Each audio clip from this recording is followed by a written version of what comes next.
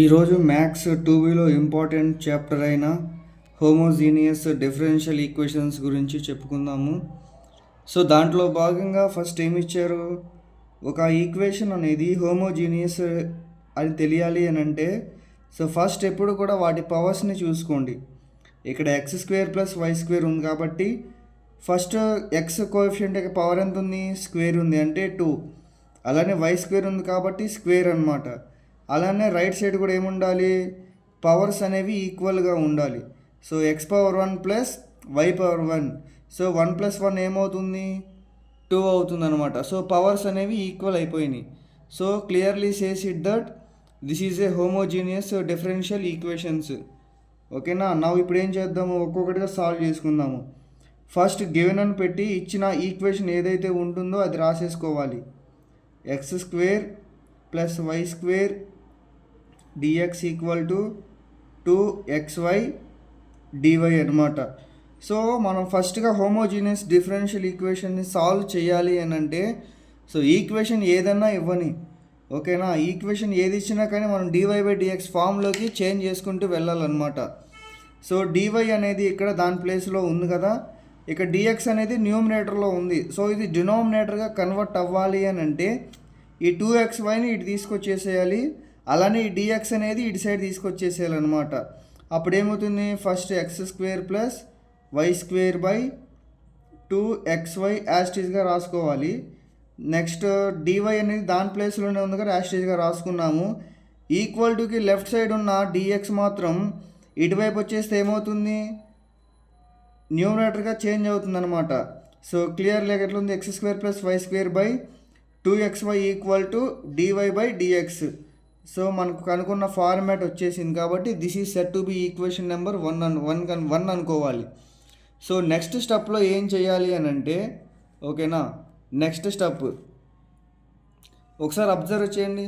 So next step ఏం చేస్తాము, replacement అనమాట. సో y ప్లేస్లో ఇక్కడ విత్ రెస్పెక్ట్ టు x చేస్తున్నాం కాబట్టి yని రీప్లేస్ చేసుకోవాలి. అంటే లెట్ y = vx. సో దీని నుండి మనకి ఈజీగా v వాల్యూ కావాలంటే v = y/x. అంటే మల్టిప్లికేషన్లో ఉంది కదా రైట్ సైడ్న, అది లెఫ్ట్ సైడ్ వచ్చేస్తే ఏమవుతుంది, క్లియర్గా డివైడ్ అవుతుంది అనమాట. ఓకేనా, v = y/x. సో దీన్ని అలా ఉంచుకుందాము, నెక్స్ట్ యూజ్ అవుతుంది. నెక్స్ట్ స్టెప్లో ఏం చేయాలి ఇప్పుడు మనము, అలానే y = vx అనుకున్నాం కదా, దీనికి డిఫరెన్షియేషన్ అప్లై చేయాలి. ఎలాగూ, విత్ రెస్పెక్ట్ టు x. క్లియర్గా రాస్తున్నాను చూడండి, differentiate with respect to x అనమాట. x ఆన్ బోత్ సైడ్కి డిఫరెన్షియేషన్ అప్లై చేయాలి. సో అప్లై చేస్తే ఏమొస్తుంది మనకి, dy/dx = మనకు ఆల్రెడీ ఒక ఫార్ములా ఉంది కదా, v × x అంటే d/dx of u × v. Formula ఏంటి అంటే యూని కాన్స్టెంట్గా పెట్టుకొని వీకి ఏం చేస్తాము, డిఫరెన్షియేషన్ అప్లై చేస్తాము. అలానే నెక్స్ట్ టైం ఏం చేస్తాం, వీని కాన్స్టెంట్గా పెట్టుకొని du/dx చేసుకుంటాం అనమాట. ఓకేనా. ఇక్కడ u ప్లేస్లో ఏమో ఇక్కడ v ఉంది, అలానే v ప్లేస్లో ఏమో x ఉందన్నమాట. సో మనం క్లియర్గా ఏం చేసుకోవచ్చు, ఇప్పుడు ఫస్ట్ టర్మ్ని ఏం చేయాలి, కాన్స్టెంట్గా పెట్టుకోవాలి. అంటే వీని కాన్స్టెంట్గా పెట్టుకొని ఎక్స్కి అప్లై చేస్తాం డిఫరెన్షియేషన్ అని. విత్ రెస్పెక్ట్ టు ఎక్స్ చేస్తున్నాం కాబట్టి ఎక్స్ రాసుకున్నాం అనమాట. ప్లస్ నెక్స్ట్ ఈసారి ఎక్స్ని కాన్స్టెంట్గా పెట్టుకొని వీకి డిఫరెన్షియేషన్ అప్లై చేయాలి with respect to X, dv/dx. So ఎలా వచ్చింది equation, dy/dx = v × dx/dx + x × dv/dxగా కన్వర్ట్ అయింది. సో క్లియర్గా డినామినేటర్లో dx ఉంది, న్యూమినేటర్లో dx ఉంది, రెండు కూడా క్యాన్సిల్ అయిపోతుంది. dy/dx = v + x × dv/dx అనమాట. ఓకేనా. So this is set to be equation number 2. మీరు ఒకసారి అబ్జర్వ్ చేసుకుంటే ఈక్వేషన్ 1లో చూడండి dy/dx ఉందా. సో ఈ dy/dx ప్లేస్లో మనం దేన్ని రీప్లేస్ చేసుకోవచ్చు, v + x × dv/dxని రీప్లేస్ చేసుకోవచ్చు. సో అలానే y ప్లేస్లో దేన్ని రీప్లేస్ చేసుకోవచ్చు, vxని రీప్లేస్ చేద్దాం. సో సబ్స్టిట్యూట్ ఇక్కడ రాస్తాను చూడండి, సబ్స్టిట్యూట్, ఓకేనా, substitute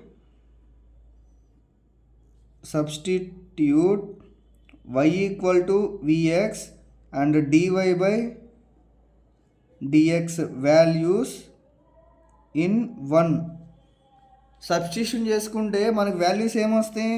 సో ఫస్ట్ ఇది లెఫ్ట్ సైడ్ రాసేసుకుందాము. dy by dx equal to just యాస్టీస్గా ఈక్వేషన్ 1 ఏంటో రాస్తున్నా, y² by 2xy. సో ఇలా అయినా ఈక్వేషన్స్ని y equal to vx replace చేయాలి. దానికంటే ముందుగా dy by dx వాల్యూ మనం ఏం చేసుకున్నాము?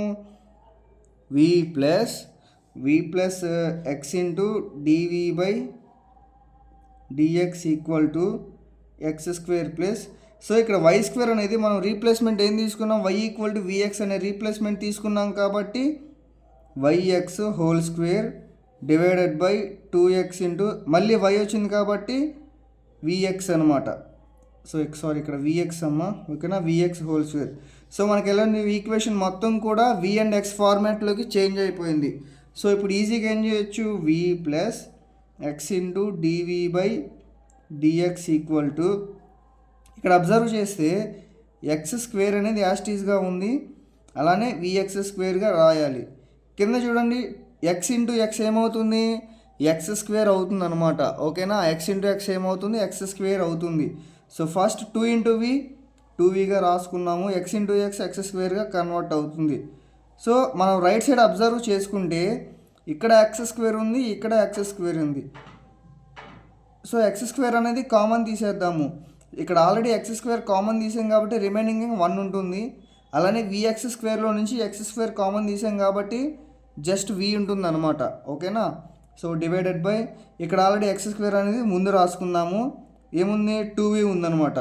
సో క్లియర్గా ఏం తెలుస్తుంది ఇక్కడ అంటే, ఇక్కడ x² ఉంది, ఇక్కడ x² ఉంది. న్యూమినేటర్లో ఉన్న x² డినామినేటర్లో ఉన్న x² రెండు కూడా ఏమైపోతాయి? ఆటోమేటిక్గా క్యాన్సిల్ అయిపోతాయి. సో మనకి ఫైనల్గా ఏమొచ్చింది? v plus x into dv by dx equal to, ఇది మొత్తం ఇదేగా మనకు ఫైనల్గా వచ్చింది అంటే 1 ప్లస్ v బై 2v అనమాట. సో ఇక్కడ అబ్జర్వ్ చేసుకుంటే, ఓకేనా, మనకి ఇక్కడ ఏముంది? ప్లస్ v ఉంది కదా, అది రైట్ సైడ్ ఈక్వల్ టు తీసుకొచ్చేద్దాం. అంటే x ఇంటూ dvని dv బై dxని యాస్టీస్గా రాసుకొని, ఇక్కడ అబ్జర్వ్ చేయండి, ఇక్కడ v ఉంది, ఇక్కడ 1 ప్లస్ v బై 2 ఉంది. అంటే ప్లస్ v అనేది రైట్ సైడ్ ఈక్వేషన్కి వచ్చేసినప్పుడు ఏమవుతుంది? మైనస్ vగా ట్రాన్స్ఫార్మ్ అవుతుంది. 1 ప్లస్ v బై 2v, ఇక్కడ ప్లస్ v అనేది ఇటు సైడ్ వచ్చేస్తే మైనస్ vగా ట్రాన్స్ఫార్మ్ అవుతుంది, ఓకేనా. సో నెక్స్ట్ స్టెప్లో ఏం రాసుకోవచ్చు? x ఇంటూ dv బై dxని, సో మనం లెఫ్ట్ సైడ్ ఉన్నదాన్ని ఏం కదిలించట్లేదు అనమాట, ఓన్లీ రైట్ సైడ్ ఉన్నదాన్ని మాత్రమే కదిలిస్తున్నాము. సో దీనికి ఏమవుతుంది? ఎల్సిఎం అనేది 2v అవుతుంది. అలానే 1 ప్లస్ v ఎప్పుడు కూడా ఇలా డినామినేటర్లో వచ్చినప్పుడు డినామినేటర్ దాన్ని ఎల్సిఎంగా తీసుకున్నప్పుడు క్రాస్ మల్టిప్లికేషన్ మెథడ్ యూజ్ చేస్తామంట ఇక్కడ. అంటే ఏముంటుంది ఇక్కడ? 2v ఇంటూ v² అంటే మైనస్ 2v² ట్రాన్స్ఫార్మ్ అవుతుంది, ఓకేనా. సో మన ఈక్వేషన్ అది ఎలా వచ్చింది? ఇక్కడ చిన్న మనం మిస్టేక్ చేసాం చూడండి ఒకసారి. vx హోల్ స్క్వేర్ అంటే ఇక్కడ స్క్వేర్ అనేది x²కి అప్లై అవుతుంది, v కూడా అప్లై అవుతుంది. సో మనకి గ్రాడ్యువల్ ఇక్కడ ఏమవుతుంది? 1 ప్లస్ v², అలానే ఇక్కడ 1 ప్లస్ v². సో ఓకేనా, ఇక్కడ vx హోల్ స్క్వేర్ ఉంది కాబట్టి ఈ స్క్వేర్ అనేది లోపల ఉన్న 2 టర్మ్స్కి కూడా యూజ్ అవుతుంది కాబట్టి v² ఇంటూ x² కన్వర్ట్ అయింది, ఓకేనా. ఇది అబ్జర్వ్ చేయాలి. సో రిమైనింగ్ మనకు ఆల్రెడీ ఏముంది? 1 అనేది యాస్టీస్గా ఉంది. ఇక్కడ అబ్జర్వ్ చేసుకుంటే, ఓకేనా, v² మైనస్ 2v² అంట. అంటే నెగిటివ్ వాల్యూ దేనికి ఉంది ఎక్కువ? v² మైనస్ 2v² అంటే మైనస్ v², ఓకేనా, డివైడెడ్ బై 2v. సో మనకు టోటల్ ఈక్వేషన్ ఏమొచ్చింది? x into dv by dx equal to 1 minus v² by 2v. So మనం ఈ స్టెప్లో ఏం చేయాలి అని అంటే, vకి సంబంధించిన వాల్యూస్ అన్నిటినీ ఒక సైడ్ తీసుకొని రావాలి, xకి సంబంధించిన వాల్యూస్ అన్నిటిని కూడా ఒక సైడ్ తీసుకొని రావాలన్నమాట. సో ఒకసారి చూడండి, ఇక్కడ x బై dx ఉంది కదా, x బై dx. సో అది రైట్ సైడ్ వచ్చేస్తే ఏమవుతుంది? సో ఫస్ట్ ఇది చూద్దాము. dv ఉంది కాబట్టి 1 మైనస్ v² బై 2v అనేది లెఫ్ట్ సైడ్ వచ్చేసినప్పుడు ఏమవుతుంది? రెసిప్రోకల్ అవుతుందన్నమాట. సో రెసిప్రోకల్ అయినప్పుడు మనం వాల్యూ ఎలా రాసుకోవచ్చు ఈజీగా, integral 2v divided by 1 minus v square, DV అనేది యాస్టీస్గా ఉంది కాబట్టి డివి రాస్తాము. అలానే ఓకేనా, అంటే నెక్స్ట్ ఏముంది ఎక్స్ బై డిఎక్స్, ఇటు వస్తే ఏమైపోతుంది డిఎక్స్ బై ఎక్స్గా కన్వర్ట్ అవుతుంది, అంటే 1/x dx అనమాట. సో ఈ స్టెప్లో డైరెక్ట్గా ఏం చేసేద్దాము అంటే, సో ఈ స్టెప్లో చూడండి డైరెక్ట్గా ఇంటిగ్రేషన్ అప్లై చేసేద్దాము. ఓకేనా, apply integration on both sides. ఇక్కడ రాసి చూడండి, apply integration on both sides. So both sides కూడా ఇంటిగ్రేషన్ అప్లై చేసినప్పుడు, ఓకేనా, బోత్ సైడ్స్ కూడా ఇంటిగ్రేషన్ అప్లై చేసాము. మనకి ఇక్కడ ఏం రావాలి, ఒక ఫార్ములా రావాలి.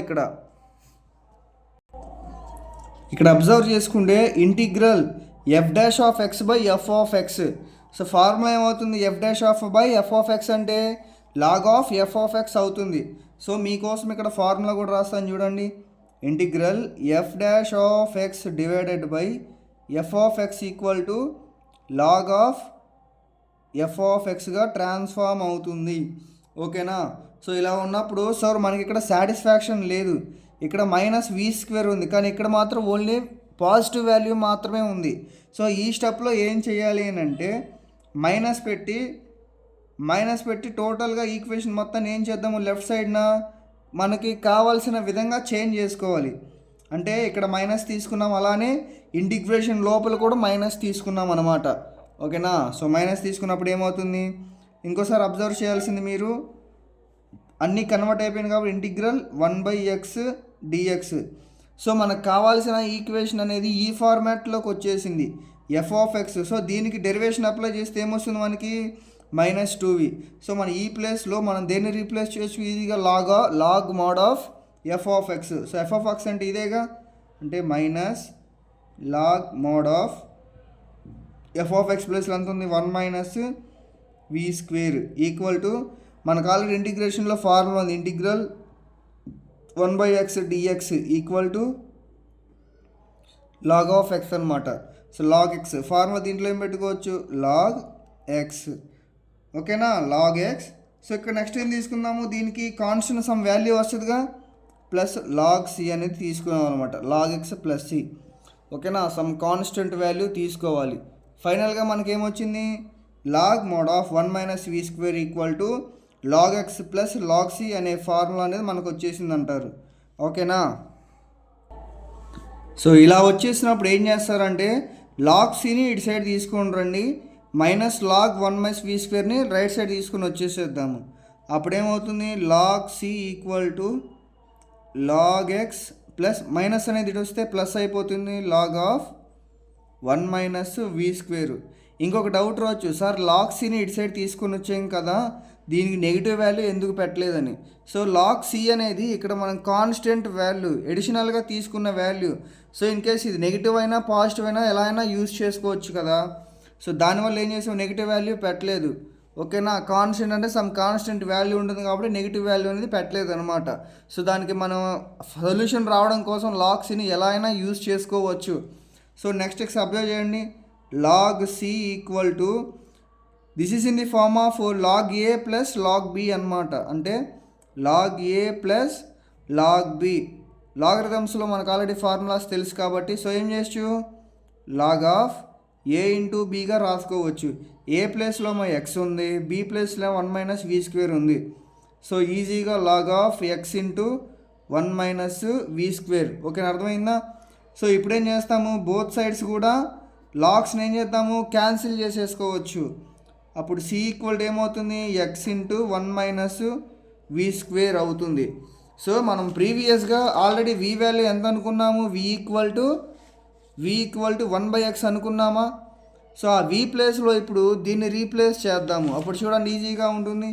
ఈ వి స్క్వేర్ ప్లేస్లో మనకి వి అంటే ఎంత అనుకున్నాము, సి ఈక్వల్ టు, ఓకేనా, c equal to x into 1 minus y/x whole square. ఈసారి ఇది ఎక్కడి నుంచి అయినా అడగబాకండి, ఆల్రెడీ స్టార్టింగ్లో ఏమనుకున్నాం, y ఈక్వల్ టు vx అని తీసుకున్నాము. దాంట్లో మనకి v వాల్యూ కావాలి కాబట్టి v equal to y/x convert చేసుకున్నాము, మన ఇష్టం వచ్చినట్లు చేసుకున్నాం అనమాట. That means c equal to x into ఇక్కడ అబ్జర్వ్ చేస్తే 1 minus y square by x square అవుతుంది. ఎందుకంటే స్క్వేర్ ఉంది కాబట్టి ఆ స్క్వేర్ అనేది న్యూమరేటర్కి అప్లై అవుతుంది, డినామినేటర్కి కూడా అప్లై అవుతుంది. కాబట్టి c equal to x into 1 minus y square by x square. So ఇక్కడ అబ్జర్వ్ చేసుకుంటే ఫైనల్ స్టెప్ అనేది ఎక్స్ అనేది యాస్టీజ్గా రాసుకుంటారు. దీనికి ఎల్సిఎం అనేది ఏమవుతుంది, ఎక్స్ స్క్వేర్ అవుతుంది అనమాట. ఎక్స్ స్క్వేర్ అయినప్పుడు ఇక్కడ ఆల్రెడీ ఎక్స్ స్క్వేర్ ఉంది కదా, ఎల్సిఎం అనేది ఎక్స్ స్క్వేర్ అవుతుంది. ఇక్కడ మళ్ళీ క్రాస్ మల్టిప్లికేషన్ మెథడ్ అంటే ఎక్స్ స్క్వేర్ ఇంటూ 1 అనేది ఎక్స్ స్క్వేర్, సింబల్ ఏముంది మైనస్ ఉంది కాబట్టి వై స్క్వేర్ అనమాట. నెక్స్ట్ ఏంది, ఇక్కడ ఎక్స్ ఉంది, ఇక్కడ ఎక్స్ స్క్వేర్లో ఒక ఎక్స్ అనేది క్యాన్సిల్ అయిపోతుంది. అప్పుడు మనకు టోటల్ సొల్యూషన్ ఏమవుతుంది, x square minus y square divided by x అవుతుంది. ఈ ఎక్స్ కూడా ఇటు సైడ్ వచ్చేసింది అనుకోండి, అప్పుడు ఏమవుతుంది సిఎక్స్. ఓకేనా, CX equal to X square minus Y స్క్వేర్గా ట్రాన్స్ఫార్మ్ అవుతుంది. So this is the required solution. So in case మీకు వీడియో నచ్చినట్లయితే don't forget to like and share, subscribe to your friends. Thanks for watching.